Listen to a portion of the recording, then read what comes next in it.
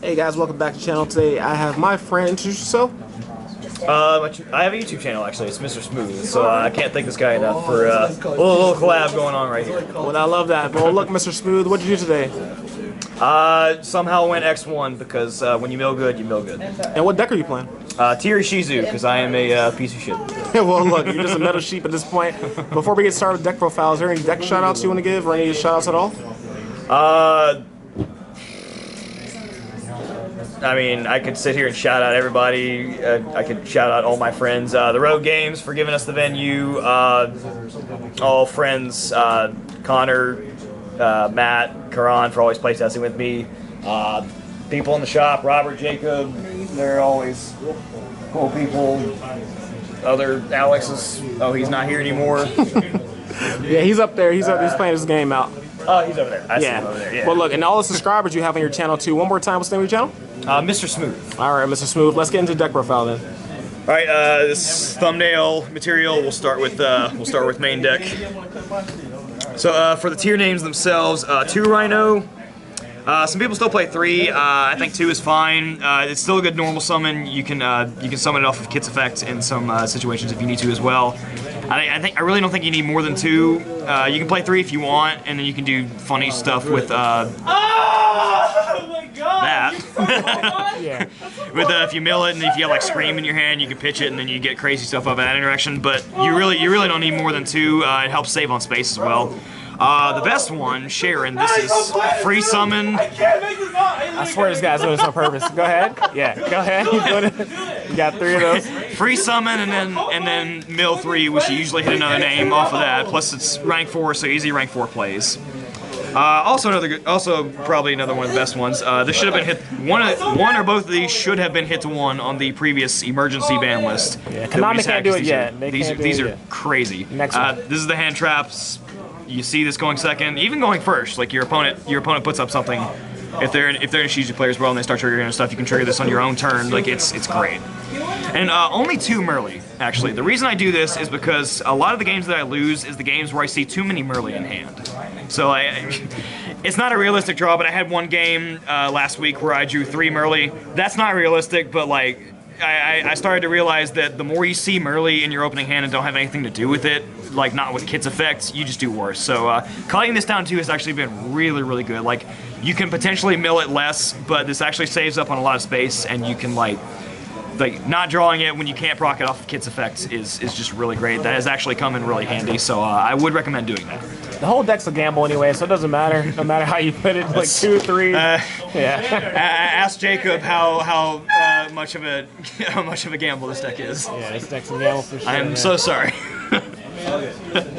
Ishizus. You can honestly cut this card. It's the worst one, but you still play it because it's one of the mill 5s, and sometimes you just have to. I side this out sometimes because you just don't even need it, but it's the worst one, but it's another one of the mill 5s that comes up. The best one, because this is the hand trap. You, for those of you who don't know what this does, if your opponent sends a card from either hand or deck to grave, you can target one of their special summon monsters, bounce it, and then special this. So you can bounce back one of their special summon monsters, and then it's another one of the mill 5s, so it just comes up all the time. And you play 3 each of the shufflers. This one's better because you can discard any other fairy or any other earth fairy, so any other the rest of these, and then you can you special stuff, and then you search Exchange of the Spirit or something that mentions it. So any of these usually kill that because it's the hand trap, and that's pretty standard at this point. Other fairies, I do play the freshly limited orange lights. Yeah. Saki one of, plus spoiler alert, I play Baron in the extra deck. There are some instances where you can make Baron with this in really weird boards, so it just helps to do that. And I also do play the 1 Diviner to also help with that, and then it helps with the XZs whenever you get into the extra deck as well. It's a whole package, man. So that's the Ishizu names. I'm just keeping all these organized just out of habits. Yeah, I understand. For yourself. Bestials, you kind of have to play Bestials in this format if you want to survive against tier. I did 3 Magnamit, 2 Druid's Worm, 1 Sereneer. I kind of want to go more, but as I was playtesting, I realized that if you have too many, if all you're doing is milling that's exactly what happened to Jacob's deck. I played a mirror match against him. He just milled too many Bestials and wasn't hitting enough names, so I didn't want that to be an issue. Plus, you already have enough hand traps. You have these, you have 3 Havness, you have 3 Kelbeck. Hand trap lineup, you're fine. Usually, you don't want to draw too many of these because you can only use one of each once per turn, and then you don't want to mill too many of them and have it do nothing. But the reason I play these ratios is because if you see this one, then you can search one of these in the end phase. This is the best one because it can, when it goes to the grave, you can bounce a special summon, and this one just helps chain block because you can.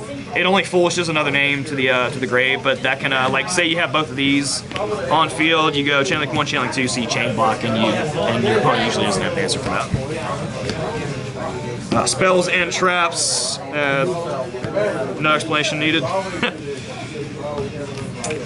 This card, why is this card legal? This card is, stupid.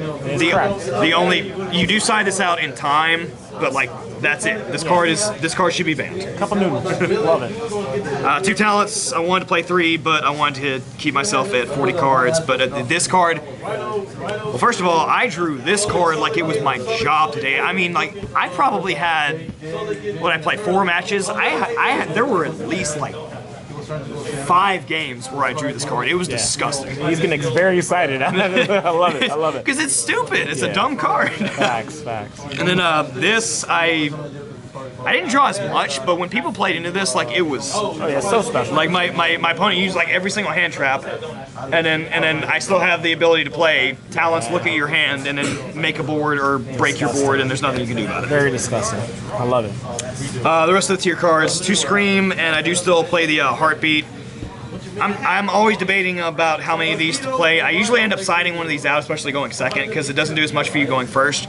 Now, however, this card is stupid. Like, mill to the grave, you get to search a trap, and we are playing the one each of the 2 traps. Mill to the grave, you get to search one of these for free, or just activate it, and then anytime a tier is summoned, mill 3 more, and then all your opponent's stuff loses 500. Which, that with the field spell, it just starts to get crazy. This, I do still play in the main, because yes, Mystic Mine is banned, thank God. But it still comes up against like Floodgates are still really good. Macro and Di-Fi are now at 3, so that's always a concern. And this plays against the mirror match because if your tier opponent goes Soliac and you have this, you can it shuffles this back instead of sending it to grave, so they don't search off. And there are actually a lot of situations where this comes up where you mill this because you're going through all your mills on your own turn. You mill this and you already have one of these in the grave, so you can add one of these for free. Like I can't tell you the amount of games where I've had where I've milled one of these, mill this, add it to hand for free. Later on, mill one of these, add this for free, so I just get free setup. Like it's disgusting. Love it. And that is the main deck, 40 cards. Thankfully. Yeah. Let's see what the extra deck's looking like, brother. Extra deck, we play the standard 6. All these fusions are pretty standard for any tier build. Special summon negate, comes back for free. Spin stuff back, and then if it comes back from grave, foolish. No explanation needed. You make this all the time, draws you a card if it goes to grave, and it helps set up rank 6 plays for Xyz, and then it also helps you get into Baron if you have to use Diviner sending orange light from deck.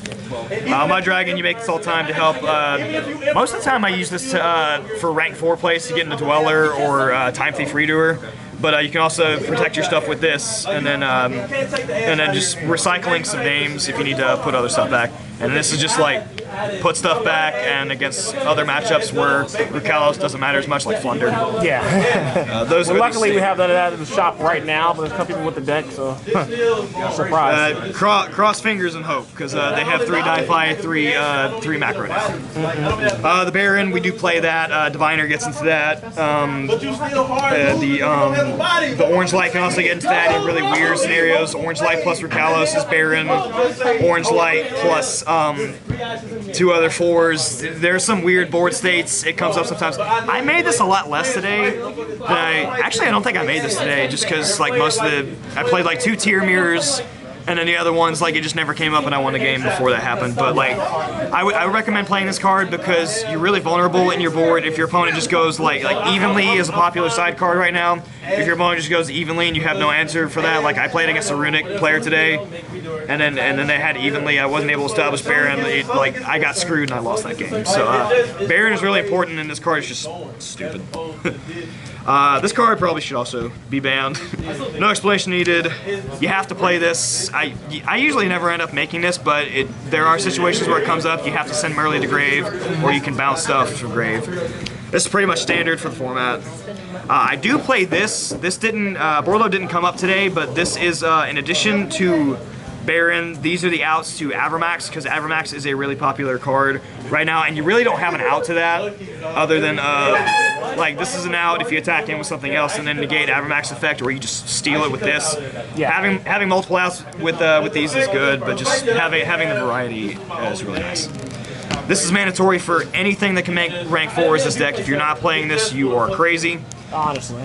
This, you're still playing this, huh? Yeah, if you're playing tier, like this just comes in simplified game states, or just like where you have to make this. You slap a Sharon on this. You start fusing on their turn. You can steal a card off the top of their deck and get information. Like it comes up all the time. Yeah, I love time thief. This is your oh shit button when you get stopped, but you still have rank 4s. But this is also for this is also the FTK against Flunder, and this is also just your backup option. And then the only other one I play is the Wallow. I wanted to find room for Beatrice, but I thought that this was enough. This is your rank 6 plays. This card is crazy. Like this card is severely underrated. This is, for those of you that don't know what this is, first of all monsters, including itself, on your side of the field gain 100 attack and defense for every card in your opponent's graveyard.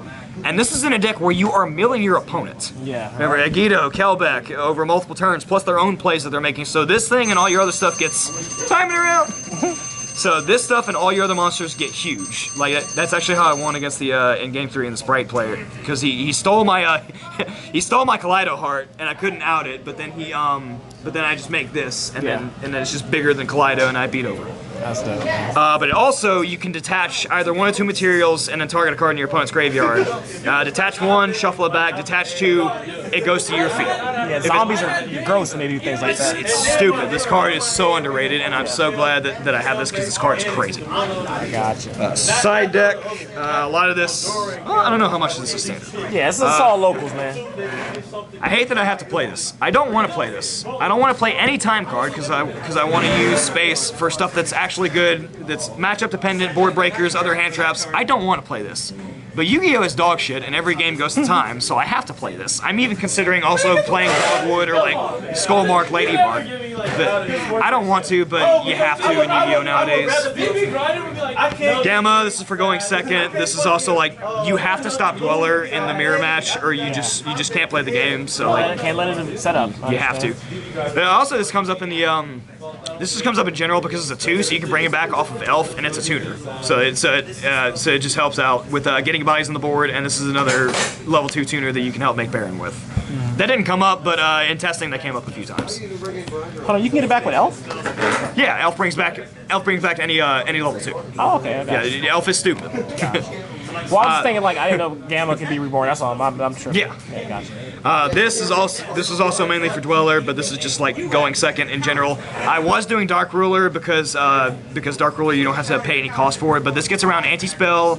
Yeah. And this is chainable to Dweller, and then you can actually trigger the Ishizus off of this, which is why I switched to this, which actually came up, and that's crazy that happens. So I'd recommend playing Droplet if you can get your hands on this. We don't like back row. I did these specifically. This is I was originally playing more. I was also playing Lightning Storms, but I had to make space for some other stuff. This is just I play Gamma, so I play Gamma Scattershot, so I had the space for one more, so I did that. This I did this instead of Lightning Storm because it's chainable. Anti-spell still legal. Spoiler alert. Anti-spell still legal, and then just being able to, again, pitching to trigger these Ishizus. And Konami says I can still play this, so this card says, oh, you drew Dark Ruler, or you drew Lightning Storm, you drew another Board Breaker, cry about it. Facts. And this card's just unfair. Like, there are times where you care, like if you top deck your field spell and that's how you get started, but like really, you don't care. Like, this card is stupid. This is Imperial Order at home. This card should also be banned. Well, yeah, man, especially going first, setting it up, it's disgusting. Well, look, dude, I appreciate you, Mr. Smooth, for allowing me to, get a deck profile and get you some little packs here. We got some, top on the channel, and I love it, diversity, and we'll definitely go from there until next time, dude.